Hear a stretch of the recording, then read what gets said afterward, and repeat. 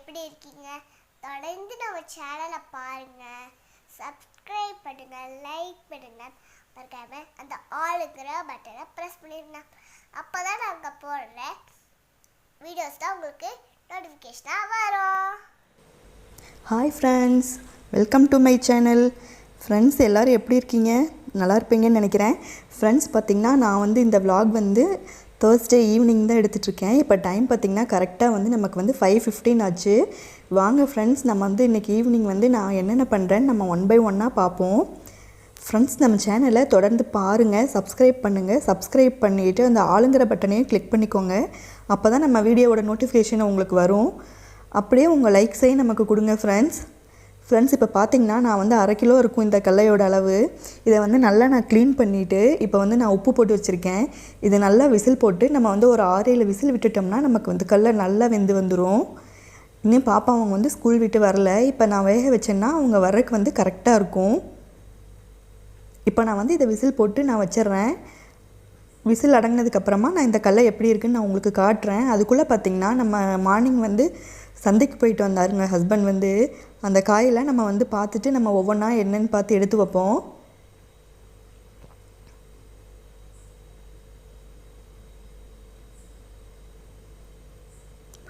அதுவும் இன்றைக்கி காலையில் அவரே போய் வாங்கிட்டு வந்திருக்காரு. வாங்க நம்ம என்னென்ன வாங்கிட்டு வந்திருக்காருன்னு பார்க்கலாம். இப்போ பாருங்கள், கீரை வாங்கிட்டு வந்திருக்காங்க. இது வந்து கடையிற கீரைன்னு சொல்லுவாங்களா, கடைக்கீரை, அது வாங்கியிருக்காங்க. கடையும் போது இந்த கீரை நல்லா டேஸ்ட்டாக இருக்கும். இப்போ வந்து நான் இந்த கீரையை வந்து க்ளீன் பண்ணி வைக்க போகிறதில்ல. நான் வந்து இப்போ ஒரு கவரில் போட்டு எடுத்து வச்சுருவேன். நைட்டு வந்து பாப்பா அவங்களாம் தூங்கினதுக்கு அப்புறமா தான் நான் இதை எடுத்து க்ளீன் பண்ணுவேன். ஏன்னா இப்போ நமக்கு நிறைய வேலை இருக்குது. இதை கை வச்சோன்னா நம்ம எந்த வேலையுமே பண்ண முடியாது. ஸோ நான் வந்து இதை வந்து ஒரு கவரில் போட்டு நான் எடுத்து வச்சிடுறேன். நைட்டு நம்ம வேலையெல்லாம் முடிச்சுட்டு நம்ம அதுக்கப்புறமா இதை வந்து நம்ம க்ளீன் பண்ணி எடுத்துக்கலாம். இப்போ அடுத்து என்னென்ன இருக்குதுன்னு நம்ம பார்த்துட்டு எடுத்து வச்சுக்கலாம் ஒவ்வொன்றா. இப்போ பாருங்கள், தண்டு வாங்கியிருக்காங்க. இந்த தண்டு பார்த்திங்கன்னா 10 ரூபாய் என்னவோ போல் இருக்குது. எனக்கு 2 டைம் யூஸ் பண்ணுறதுக்கு தாராளமாக இருக்குங்க இந்த அளவு தண்டு. அதே மாதிரி வந்து ஜென்ஸுக்கு வந்து இந்த தண்டு ஜூஸு, தண்டு பொரியல் இதெல்லாம் வந்து நம்ம நிறையா கொடுக்கணும். ரொம்ப நல்லது அவங்க ஹெல்த்துக்கு அது. அதுக்கப்புறம் பார்த்திங்கன்னா இந்த மக்காச்சோளம் அது வாங்கிட்டு வந்திருக்காங்க.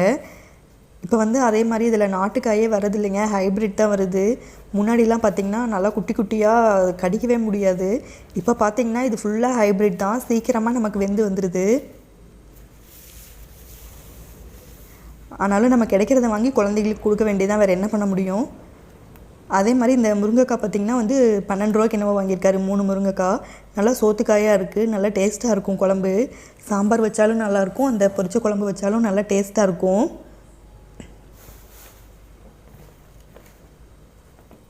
அப்புறமா பார்த்திங்கன்னா தேங்காய் 2 வாங்கிட்டு வந்திருக்காரு. எனக்கு ஒரு வாரத்துக்கு கொஞ்சம் தாராளமாக இருக்கும் 2 தேங்காய் வாங்கினா.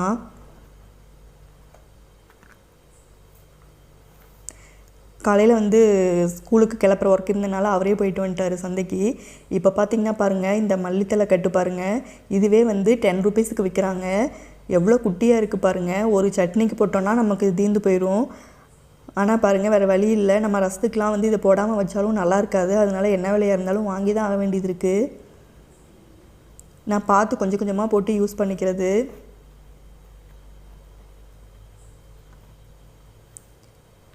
கத்திரிக்காய் எல்லாமே வந்து ஒரு 1/2 கிலோ கிட்டே எடுத்துகிட்டு வந்திருக்காங்க. இது பார்த்திங்கன்னா கொய்யா காயாக வாங்கியிருக்காங்க. இது வந்து ஆய்க்குடியிலேருந்து வந்த பழம், டேஸ்ட்டாக இருக்கும். இந்த பழம் வந்து அங்கே ஆய்க்குடியில் பார்த்திங்கன்னா நமக்கு இந்த கொய்யாப்பழம் தோட்டம்லாம் நிறையா இருக்கும். அங்கேருந்து வர காய் பார்த்திங்கன்னா எப்போவுமே டேஸ்ட்டாக இருக்கும். அதனால் சரி, இன்றைக்கி அங்கேருந்து வந்த பழம்னு சொல்லியிருப்பாங்க போல், அதனால் வாங்கிட்டு வந்திருக்காங்க பாப்பா அவங்களுக்கு கொடுக்குறக்காக. நம்ம காயாக இருக்கும்போதே நம்ம உப்பு மிளகாப்பொடி வச்சு சாப்பிட்டா சூப்பராக இருக்கும் கொய்யாக்காயும்.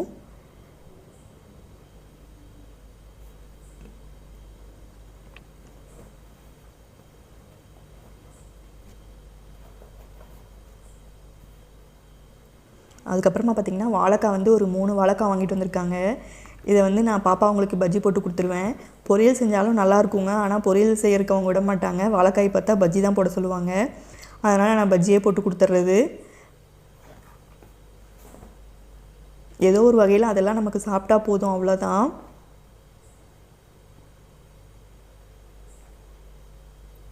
அதுக்கப்புறமா பாருங்கள், லெமன் வந்து ஒரு 1/2 கிலோ கிட்டே வாங்கிட்டு வந்திருக்காங்க ஊறுகாய் போட்டுக்கலான்னு சொல்லி. மாங்காய் ஊறுகாய் போட்டு வச்சதெல்லாம் காலியாகிற மாதிரி ஆயிடுச்சு. அதனால் வந்து ஒரு நெல்லிக்காய் 1 கிலோவும் லெமன் வந்து ஒரு 1/2 கிலோ வாங்கிட்டு வந்திருக்காங்க. இனி நம்ம வந்து அதை 2 ஊறுகாய் போட்டு வைக்கணும். இப்போ பாருங்கள், நான் எல்லாத்தையும் எடுத்து கீழே கொட்டிட்டேன். இனி நம்ம காயை பொறுக்கி ஒவ்வொன்றா நம்ம எடுத்து வைக்க வேண்டியதான். ஆனால் நல்லா கலர்ஃபுல்லாக நல்லா பச்சை பசேல நல்லா இருக்குது பாருங்கள், ஃப்ரெஷ்ஷாக இருக்குது காய் எல்லாமே. அது நமக்கு வந்து இங்கே வர காயெல்லாம் ஊட்டியிலேருந்து தானே வருது. அதனால் எப்போவுமே பார்த்திங்கன்னா இந்த கேரட், பீட்ரூட்டு, உருளைக்கிழங்கு இது எல்லாமே வந்து நல்லாயிருக்கும். காய் டேஸ்ட்டும் நல்லாயிருக்கும். அதுவும் வந்து நம்ம உருளைக்கிழங்குலாம் பார்த்திங்கன்னா அவ்வளோ சாஃப்டாக இருக்கும் உருளைக்கிழங்கு. கேரட்டுமே பார்த்திங்கன்னா நல்லா ஸ்வீட்டாக இருக்குங்க. குழந்தைங்க வந்து விரும்பி சாப்பிடுவாங்க. நல்லாயிருக்கும் கேரட் எப்போவுமே. வாரத்தில் ஒரு நாள் வந்து சிரமத்தை பார்க்காம சந்தைக்கு போயிட்டு வந்துட்டோம்னா நம்ம வந்து ஒரு வாரம் 10 நாளைக்கு தாராளமாக வந்து காய் செஞ்சு சாப்பிட்லாம். கடையிலாம் வாங்கி சாப்பிட்டோம்னா நமக்கு சரியாக வர்றதில்ல. இப்போ பாருங்கள், இந்த உருளைக்கிழங்கு வந்து குட்டி குட்டியாக தான் இருக்கா. நமக்கு கரெக்டாக இருக்கும், போடுறக்கும் வேஸ்ட்டும் ஆகாது. நல்லா மாவு மாதிரி அதேமாதிரி வெந்து வந்துடும். பீட்ரூட் பாருங்கள், இதுவுமே நல்லா ஸ்வீட்டான பீட்ரூட். சரி வாங்க, இப்போ நம்ம வேக வச்ச கடலை என்னாச்சுன்னு பார்ப்போம். இப்போ பாருங்கள், கடலை வந்து நல்லா வெந்து வந்துடுச்சு. நான் வந்து ஒரு 7 விசில் விட்டுருந்தேன். பாப்பா வந்து இன்னும் சூடே ஆறல, ஆனால் சொன்னால் கேட்க மாட்டேங்கிறா. கையை வச்சு பொறுக்கிட்டு இருக்கா பாருங்கள் சாப்பிட்றதுக்கு.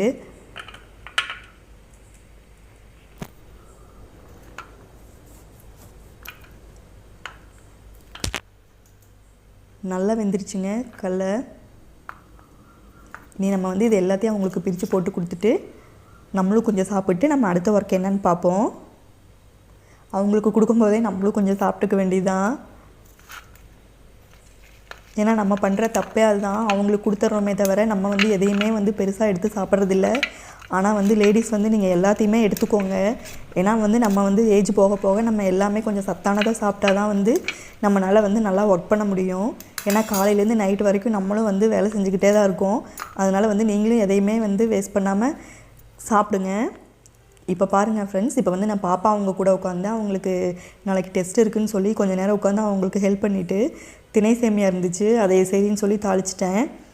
இப்போ குட்டி பாப்பா பார்த்திங்கன்னா வந்து அதில் சர்க்கரை போட்டு கேட்டால், அதனால் அவளுக்கு வந்து நான் தேங்காயும் சர்க்கரையும் போட்டு எடுத்து வச்சுட்டேன். நல்லா டேஸ்ட்டாக இருக்கும் இந்த மாதிரி சாப்பிடும்போது. சும்மா கொடுத்தா சாப்பிட மாட்டாங்க. இந்த மாதிரி சர்க்கரையும் தேங்காயும் போட்டு மிக்ஸ் பண்ணி கொடுத்திங்கன்னா டேஸ்ட்டாக இருக்கும், உடம்புக்கும் ரொம்ப நல்லது. எப்படியோ ஒரு வகையில் அது உள்ளே போகணும், அவ்வளோதான். அதனால் நான் வந்து சரின்னு சர்க்கரை போட்டு கொடுத்துட்டேன். அதுவும் நாட்டு சர்க்கரை போட்டு கொடுத்தா நல்லது தான். தேங்காய் கொஞ்சம் கூட போட்டு சாப்பிடும்போது வந்து இன்னும் நமக்கு டேஸ்ட்டாக இருக்கும். ஓகே, நம்ம இப்போ வந்து சாப்பிட்டுட்டு பாப்பா அவங்களையும் வந்து சாப்பிட கொடுத்துட்டு அவங்களை தூங்க வச்சுட்டு நம்ம நெக்ஸ்ட் ஒர்க்கை பார்ப்போம்.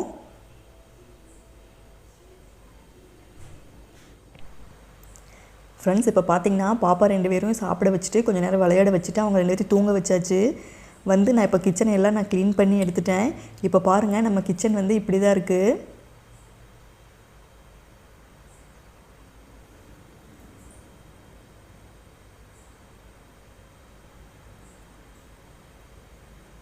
எப்போவுமே நைட்டே வந்து நம்ம கொஞ்சம் நல்லா க்ளீன் பண்ணி வச்சிட்டோன்னா காலையில் வந்து டென்ஷன் இல்லாமல் நம்ம ஒர்க் பண்ணலாம். கிச்சனுக்குள்ளே வரும்போதே வந்து மைண்டு வந்து ஒரு ஃப்ரீயாக இருக்கும், ரெஃப்ரெஷ்ஷாக இருக்கும். நம்ம அப்படியே போட்டு வச்சுட்டு படுத்தோன்னா காலையில் எந்திரிச்சு நமக்கு வந்தாவே கடுப்பாகும் கிச்சனுக்குள்ளே வந்தாவே. அதனால் எப்போவுமே முடிஞ்ச அளவுக்கு வந்து நைட்டே பாத்திரத்தெல்லாம் கழுவி வச்சுட்டு அடுப்பெல்லாம் தொடச்சி வச்சிட்டோம்னா மார்னிங் வந்து நம்ம சீக்கிரமாக வேலையை முடிச்சிடலாம். பாருங்கள், நான் அடுப்பு எல்லாமே வந்து நீட்டாக தொடச்சி விட்டுட்டேன். அதே மாதிரி பார்த்திங்கன்னா நான் எப்போவுமே ஒவ்வொரு தடவை ஒர்க் முடிஞ்சதையும் டைல்ஸே வந்து நல்லா அந்த விம் லிக்விட் போட்டு நல்லா தொடச்சி விட்டுருவேன். அப்போ தான் வந்து நமக்கு அந்த பிசுபிசுப்பு இல்லாமல் இருக்கும். கையோட நம்ம செஞ்சிட்டோன்னா நமக்கு கஷ்டமாக தெரியாது. நெக்ஸ்ட் இப்போ பாருங்கள், நான் என்ன பண்ணேன்னா நம்ம கீரை எடுத்து வச்சுருந்தோம்ல ஈவினிங், அந்த கீரையை வந்து இப்போ க்ளீன் பண்ணி எடுத்து வைக்க போகிறேன். இது காலையில் உட்காந்து நம்ம அறக்க பறக்க வந்து இந்த வேலையை செய்ய முடியாது. இப்போ அதனால் பார்த்திங்கன்னா ஒரு 10 நிமிஷம் வந்து நம்ம ஒரு அலுப்பு பார்க்காம இந்த வேலையை செஞ்சு வச்சிட்டோம்னா காலையில் வந்து நம்ம கொஞ்சம் நல்லா ஃப்ரீயாக ஒர்க் பண்ணிக்கலாம். அசந்து வந்து ஒரு 10 நிமிஷம் தூங்கிட்டால் கூட நமக்கு தெரியாது. இந்த வேலையெல்லாம் வச்சுட்டு காலையில் நம்ம கொஞ்சம் நேரம் தூங்கிட்டோன்னா எந்த வேலையுமே நம்மளால் பண்ண முடியாது. இப்போ பார்த்திங்கன்னா இந்த தண்டெல்லாம் நான் எடுத்து வச்சு இது கொஞ்சம் சூப் போட்டு குடிச்சிருவேன். அதுக்கப்புறமா அந்த கீழே இருக்க தண்டையெல்லாம் எடுத்து இந்த கீரை பொரியல் பண்ணும்போது அதை யூஸ் பண்ணிடுவேன். ஏன்னா இந்த தண்டுலேயும் வந்து நிறைய சத்து இருக்குதுன்னு சொல்லுவாங்க. அதனால் அதையுமே வேஸ்ட் பண்ணாமல் நம்ம யூஸ் பண்ணிக்கலாம்.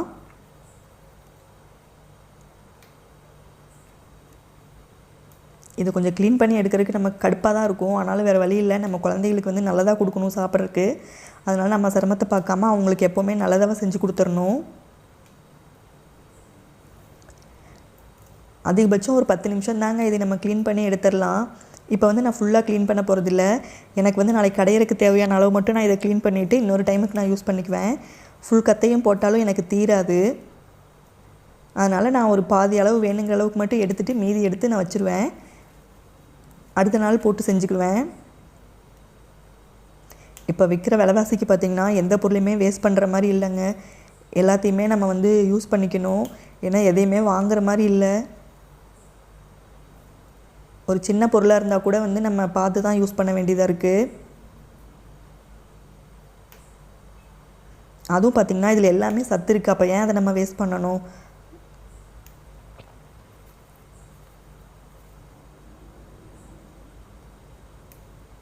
அதுவும் வந்து பார்த்திங்கன்னா நம்ம ஒரு வாரத்துக்கு 2 தடவையாவது நம்ம கீரை சேர்த்தணுங்க. உடம்புக்கு ரொம்ப நல்லது. இப்போ பாருங்கள், நான் வந்து எல்லாத்தையும் வந்து நான் பாதி அளவுக்கு க்ளீன் பண்ணி எடுத்து வச்சிட்டேன். போதும் எனக்கு இந்த அளவுக்கு க்ளீன் பண்ணால். இன்னொரு டைமுக்கு நம்ம மீதியை போட்டு வச்சுக்கலாம். எல்லாத்தையும் க்ளீன் பண்ணி வேஸ்ட் பண்ணுறதுக்கு கொஞ்சம் தண்ணி படாமல் வச்சுக்கிட்டோம்னா கீரை ஒன்றாகாது, நல்லா தான் இருக்கும். தண்டு அந்த கீரை எல்லாத்தையும் எடுத்து ஒரு கவரில் போட்டு வச்சுக்கலாம். நம்ம தேவைப்படும் போது யூஸ் பண்ணிக்கலாம்.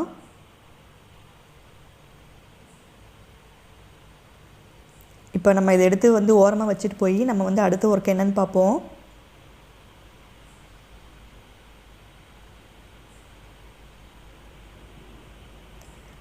பார்க்கவே பச்சை பசேல்னு அழகாக இருக்குது கீரை. இதை எடுத்து நம்ம கவரில் போட்டு வச்சிடலாங்க. எடுத்து வச்சுட்டு நம்ம அடுத்த ஒர்க் என்னன்னு பார்ப்போம்.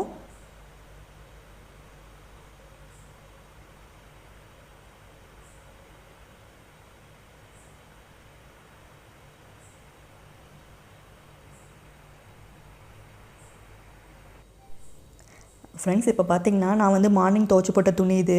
இப்போ வந்து இதில் பார்த்திங்கன்னா பாப்பா அவங்களுக்கு தேவையானதெல்லாம் எடுத்து வச்சுட்டு மீதி ட்ரெஸ் எல்லாம் நம்ம வந்து மடித்து வைக்கணும். இப்போ அவங்களுக்கு தேவையானதெல்லாம் எடுத்து வச்சுட்டு நான் யூனிஃபார்ம் அயர்ன் பண்ணி எடுத்து வச்சுருவேன். இப்போ அவங்களுக்கு வேணுங்கிறத எடுத்துகிட்டு மற்ற ட்ரெஸ் எல்லாம் நம்ம தனியாக பொறுக்கி போட்டு மடித்து எடுத்து வச்சிடலாம். முடிஞ்சளவுக்கு துணிகளை வந்து சேரில் போடாமல் அப்பப்போ கையோடு மடிச்சுக்கிறது ரொம்ப நல்லது. அதுவும் அந்த துவைச்சிட்டு அந்த சூடு வெயிலில் எடுத்துகிட்டு வருவோம் பாருங்கள், அதோடு மடித்து வச்சிங்கன்னா துணி வந்து நல்லா வாசமாக இருக்கும் எப்போவுமே.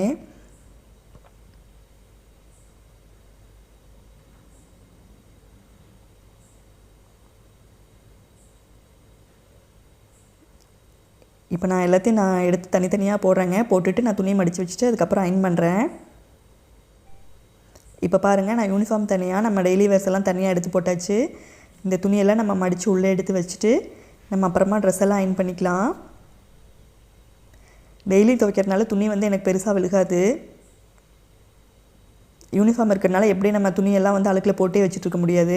டெய்லி நான் துவைச்சி போட்டுருவேன் காலையில் பாப்பா அவங்க ஸ்கூலுக்கு போனதும். அதே மாதிரி துணியும் வந்து நம்ம எப்போவுமே அழுக்கு நிறையா சேர்த்து வச்சுட்டே இருக்கக்கூடாதுங்க. அது வந்து தப்பான பழக்கம். நீங்கள் கையாக எப்போவுமே அழுக்கு துணி வந்து சேராமல் இருக்கிறது வீட்டுக்கு ரொம்ப நல்லது. முடியாத பட்சத்துக்கு ஓகே, முடிஞ்ச அளவுக்கு வந்து நம்ம டெய்லியும் வந்து நம்ம அழுக்கு துணியை வந்து சேராமல் துவைச்சி போடுறது நல்ல பழக்கம். இப்போ பார்த்திங்கன்னா அவரோட ட்ரெஸ்ஸு என்னோடய சேரீ எல்லாமே பார்த்திங்கன்னா நாங்கள் வந்து லாண்ட்ரியில் கொடுத்து அயர்ன் பண்ணிக்குவோம். ஏன்னா அயர்ன் பாக்ஸில் அயர்ன் பண்ணால் அது சரியாக வராது. யூனிஃபார்ம் அயர்ன் பண்ணுறதுக்கு மட்டும் நான் வீட்டில் பண்ணிக்குவேன், அவ்வளோதான்.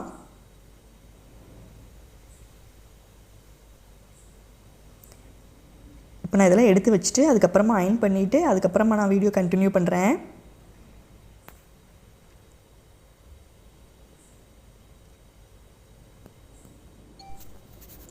ஃப்ரெண்ட்ஸ், இப்போ பார்த்திங்கன்னா நான் பாப்பா அவங்க ட்ரெஸ் எல்லாம் அயர்ன் பண்ணியாச்சு. இப்போ பார்த்திங்கன்னா அவங்க காலையில் அவங்க யூஸ் பண்ணுற பொருள் எல்லாத்தையுமே நான் வந்து தனித்தனியாக எடுத்து வச்சாச்சு. ஸ்கூலுக்கு வந்து லஞ்சுக்கு கொண்டு போகிற டவல், அவங்க யூஸ் பண்ணுற இன்னர், அப்புறமா பார்த்திங்கன்னா கர்ச்சீஃப், சாக்ஸ் முதல் கொண்டு நான் எல்லாத்தையுமே எடுத்து வச்சிட்டேன். இப்படி நம்ம எடுத்து வச்சிட்டோன்னா காலையில் அவங்கவுங்க குளிச்சுட்டு வந்துட்டு அவங்கவுங்க வேலையை அவங்கவுங்க பார்த்துக்குவாங்க. நம்மளை எதிர்பார்த்துட்டு நிற்க மாட்டாங்க. ஏன்னா நமக்கும் காலையில் வந்து நிறைய ஒர்க் இருக்கும். எல்லாத்தையும் வந்து அப்போ உட்காந்து பொறுக்கி எடுத்துகிட்டு இருக்க முடியாது நம்மளாலையும். ஸோ நைட்டே வந்து ஒரு 5 நிமிஷம் வந்து டைம் ஒதுக்கி இதெல்லாம் பண்ணிட்டோன்னா நமக்கு வந்து காலையில் வந்து கொஞ்சம் ஃப்ரீயாக இருக்கும். குழந்தைகளும் டென்ஷன் இல்லாமல் கிளம்பிடுவாங்க. நான் டெய்லி வந்து இந்த மாதிரி தான் எடுத்து வச்சுருவேன். காலையில் வந்து கொஞ்சம் ஃப்ரீயாக நம்ம டென்ஷன் இல்லாமல் கிளம்பிக்கலாம். இப்போ வந்து இதெல்லாம் எடுத்து நான் சேரில் ஓரமாக வச்சுட்டு இப்போ வாங்க நம்ம டைம் என்னன்னு பார்ப்போம்.